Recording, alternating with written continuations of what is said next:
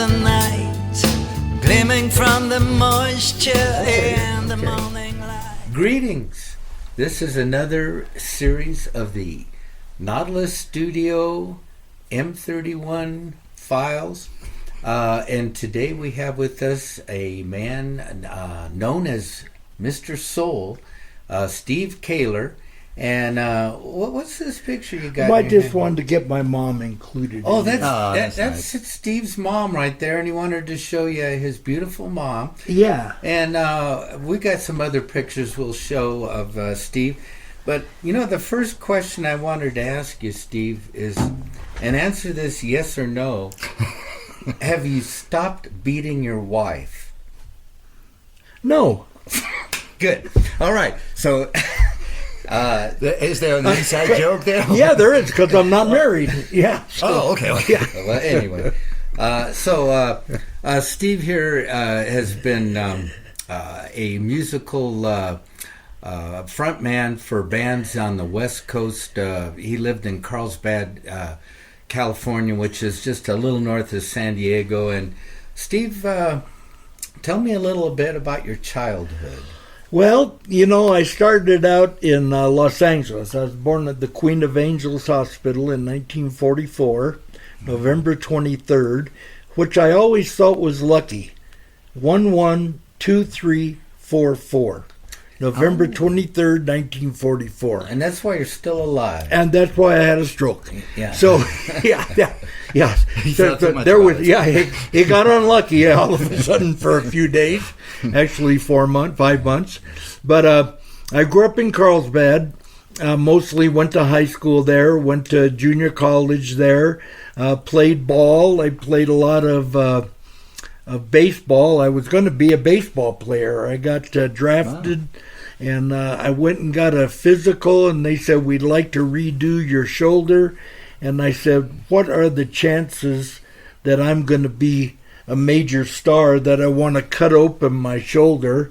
And I discussed it with my parents, and we said no. Yeah. But my illustrious past was I was most valuable player in Little League, Pony League, Babe Ruth League, varsity 4-year letterman, and that was all in baseball. And you were a pitcher? And I was a pitcher and I was a shortstop. Oh, because you don't pitch as much as you'd be a infielder. Right. And I knew at the time that when my shoulder went out, which is this shoulder, I just had this shoulder done a couple of days ago. But at any rate, to make a long story short, that was kind of the end of my prowess of playing career, sports.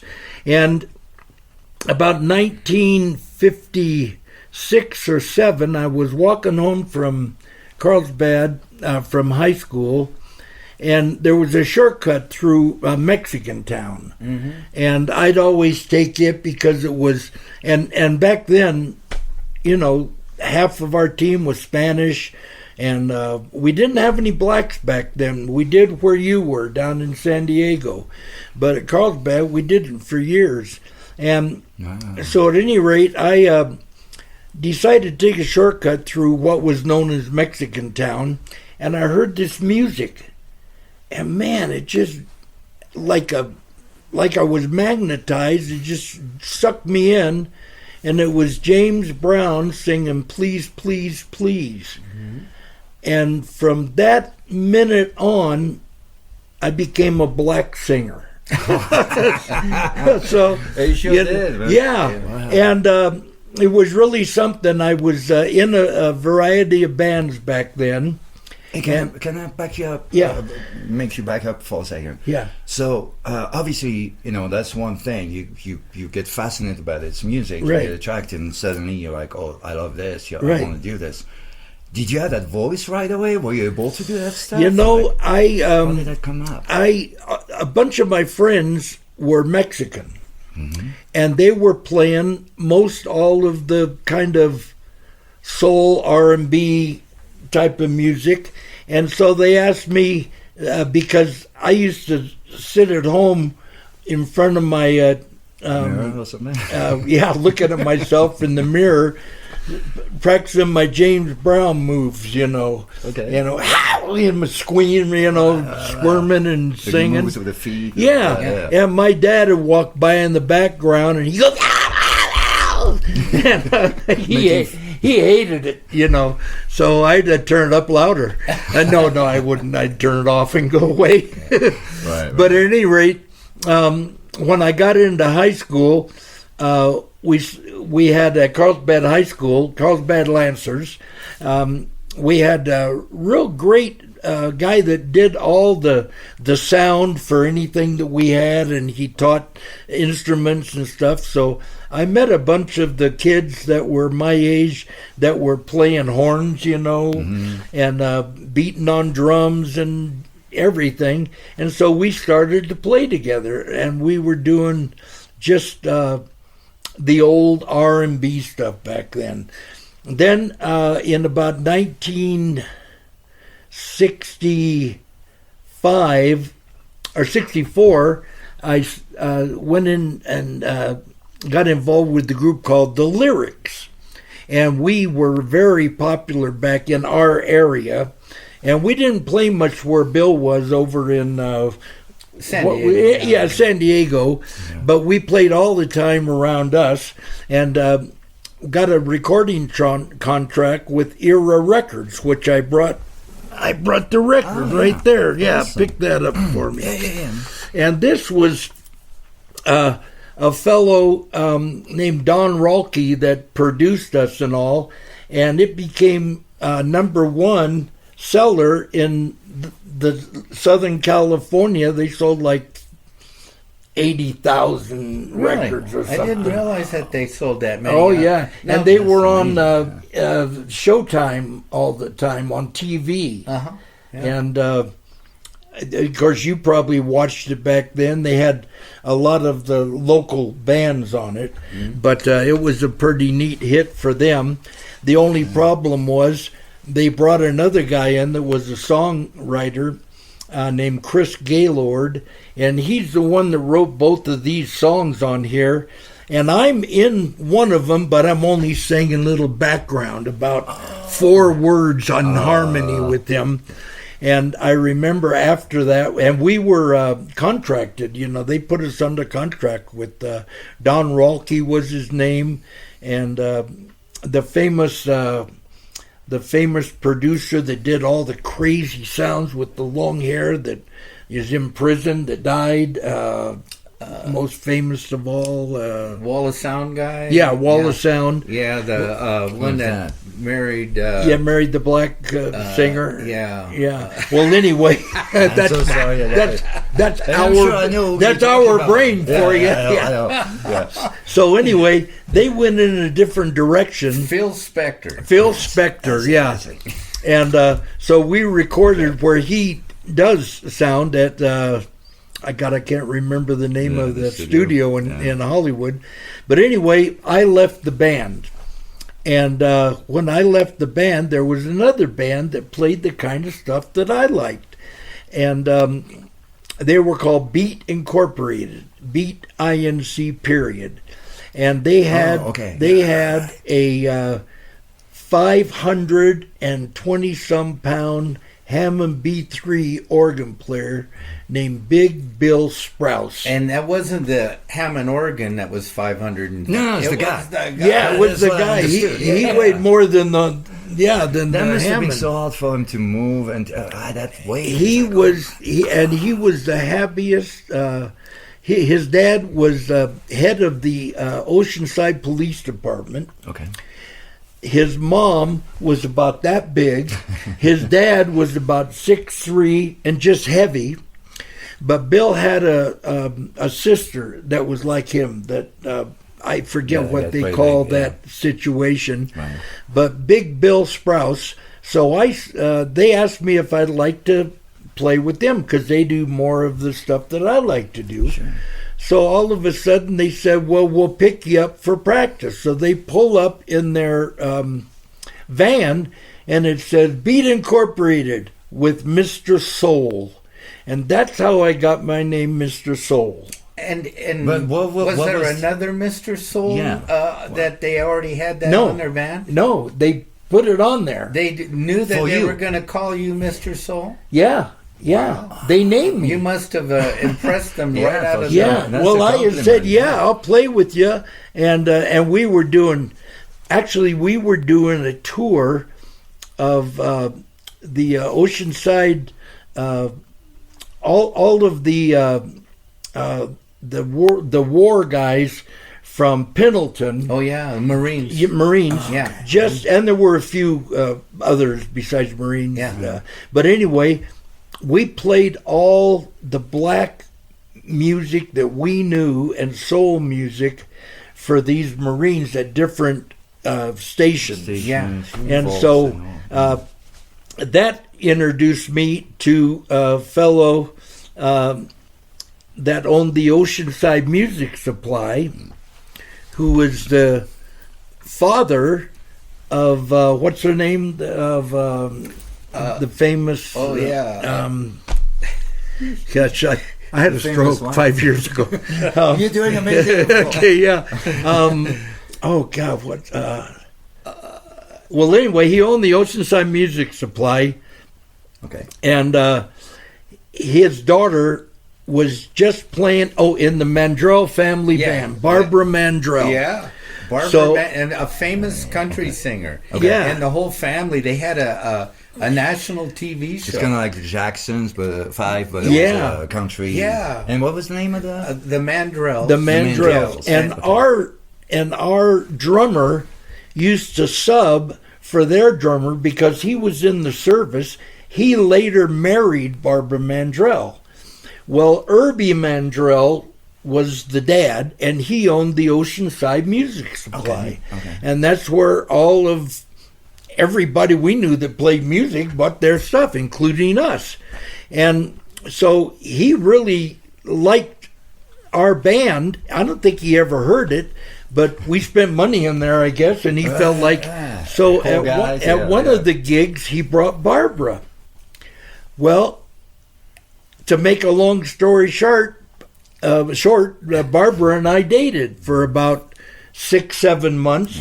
Never anything over. I didn't want to get beat up by her dad or anything. So we were but we just had a great time together. And then they moved to Nashville, I probably. guess it was Nashville. Yeah, or somewhere But like Herbie Mandrell owned the store that we bought most of our stuff in, and then he promoted where we played during the war, And then to move up a little bit, I had moved into being a sales rep for a company that was with the U.S. Snowboard team. And so I was selling snowboards, and I was their rep, Okay. and we sponsored a year of when they were in the Olympics. And that company was called Bula, B-U-L-A. So at any rate, Herbie was at a premiere deal that was going to be televised that they do every year for Western music, and Barbara was going to be one of the main players. So I drove over, which wasn't far away because I forget what city it was in, but it was right around L.A. Okay. Wow. And I went to the door, and they said, "Oh, this is private. They're in rehearsal for the deal." And I said, "Is there any way I could get a message to Barbara Mandrell?" And he goes, "She's on right now, so there's no way, and we can't let you in anyway." And I said, "Oh." I said, "Is Herbie there?" Well, Herbie was their dad. He said, "Yeah, he is. I'll go get him." So I wait for about 20 minutes, and out walks Herbie. So he says, "Hey, Steve, how are you doing?" I said, "I just came here to give your daughter a hug." He said, "She can't come out now," but he was kind enough to spend 10, 15 minutes with me, and so that made me feel good anyway. And one thing that I have continued to have and be proud of, which will sound kind of stupid to anybody else, is my longest kiss in the world. Okay. Was with her? No, her dad. No.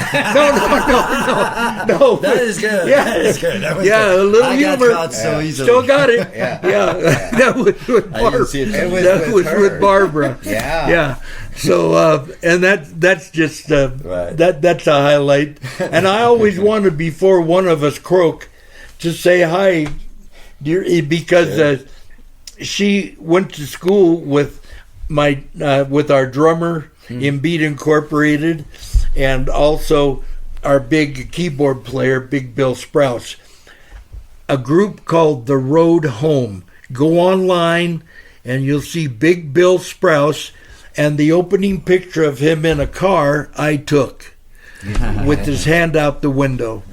And so anyway, Are you in touch with any of those people at all? well, he Anybody? died when he was like 25 years Oh my old. God. And 500 pounds. 500 I know, and yeah. some pounds. I thought you never know. Yeah.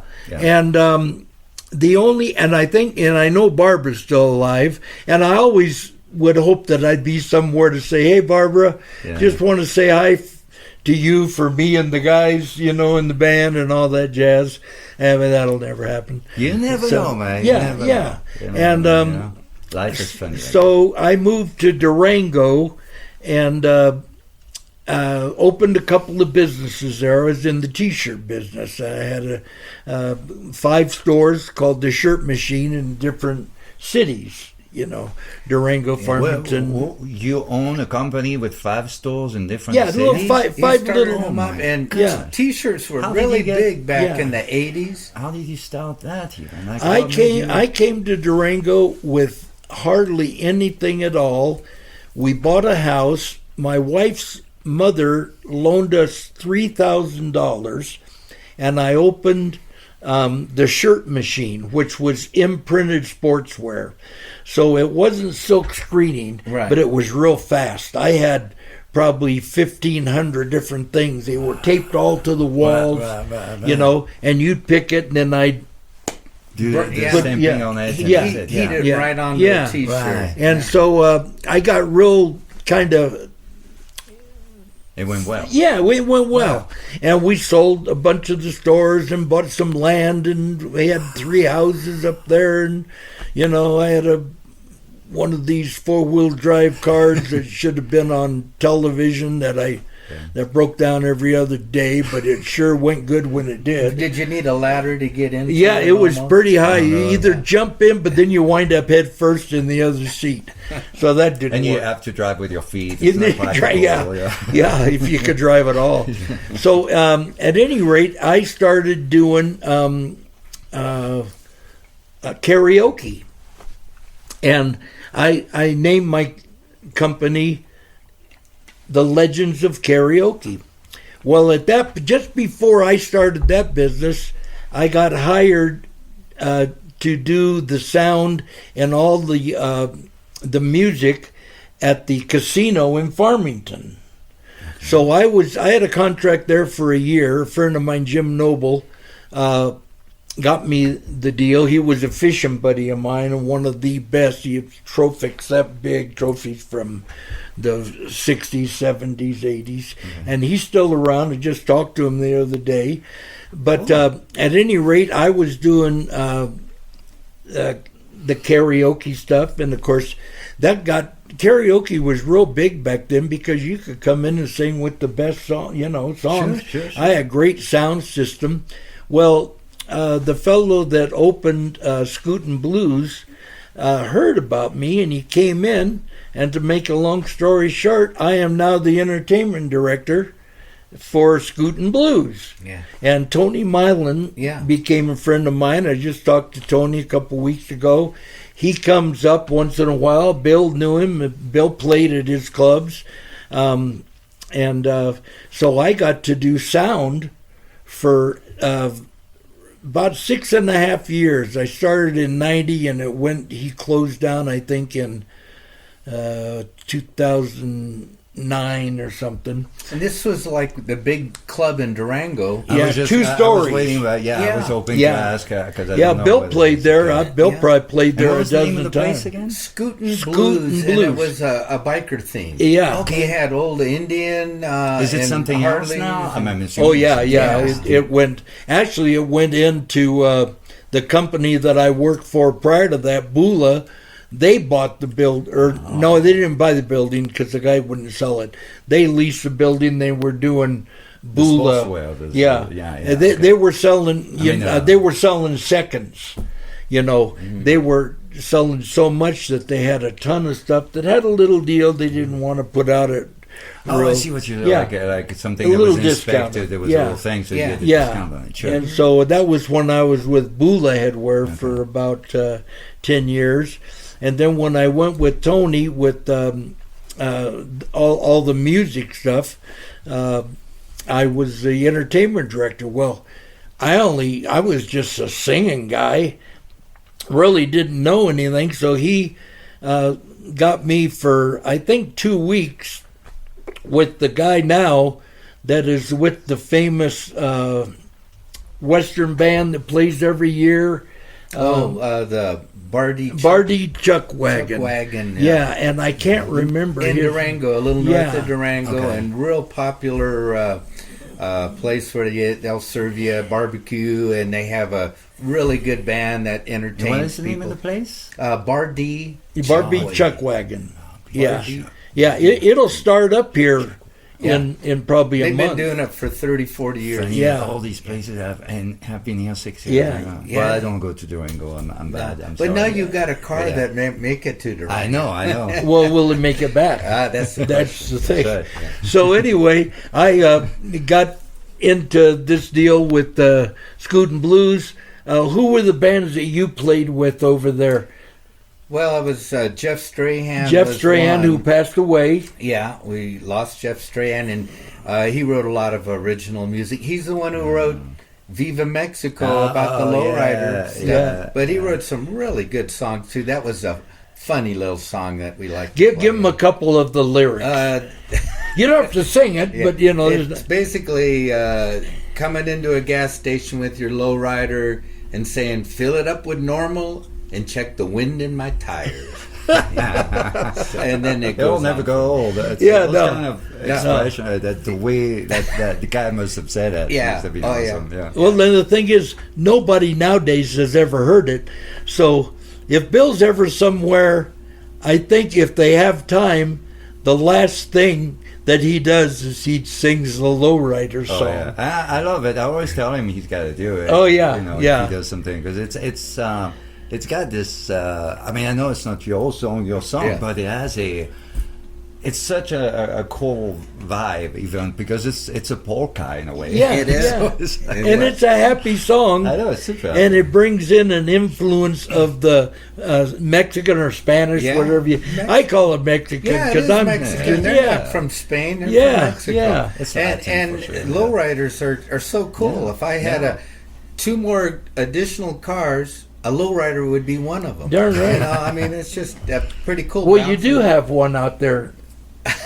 It has no tires Yeah. on it either. Oh yeah, That's going to be my hovercraft.